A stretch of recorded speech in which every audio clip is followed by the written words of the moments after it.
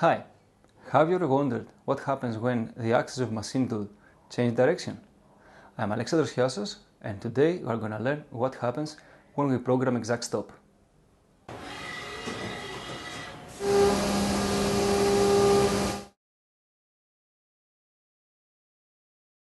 Okay, in order to understand the role of exact stop when we program a machine operation, you have to think about what happens when the axis change direction.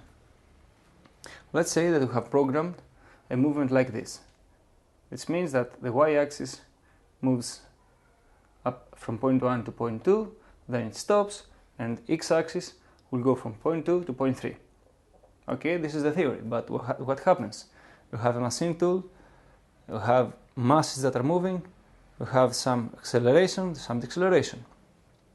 Okay, this means that, let's go back here, from point 1 to point 2, y-axis will accelerate, will get to feed speed, and then will decelerate until it reaches point 2. Okay, then the x-axis will accelerate, reaches its feed rate speed, and then decelerate when it reaches point 3. In reality, going from point 1 to point 2 means two things. It depends on the control system that your machine tool has. It either going from 1 to 2 will decelerate, reaching to point 2, and the x-axis will accelerate, and this will produce a small radius, here a small fillet, or going from point 1 to point 2 will reach point 2 and then decelerate, but at the same time x-axis will accelerate, and this will create this spike here. This depends on your system, the controller and the machine tool. Both these results are not optimal. As you can see here, in this type of controller, the tool will never reach point 2. In this type of controller, it will create an edge, an undesirable edge. Okay, note that this effect depends on the actual feed rates of the axis. When we program exact stop, this creates a control point between the blocks.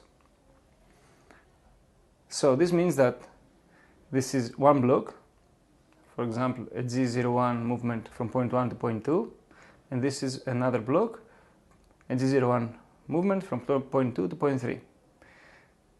When we have exact stop active, point 2 will be a control point, which means that the machine tool will go from point 1 to point 2, it will stop, and then will go to point 3. In this video you can see the difference that can be made in the corner of a part when we program exact stop. As you can see in this picture, the difference is clear. Whenever we want to program exact stop in a machining operation, we have 2+1 options. First of all, we have a set of two commands, G61 and G64, that are modal and the one cancels the other. G61 enables the exact stop option. That means that at the end of every block a control point is created, and G64 cancels this option. But whenever we want to program something and create an exact stop at the end of a block, this means we can create a control point at the end of any block we want, we can use the G09 command. G09 command is a non-modal command and can be used with movement commands. And the tip of the day is that we can use G04, which is a dual command, in order to command exact stop at the end of a block. But we cannot use it directly to the same block.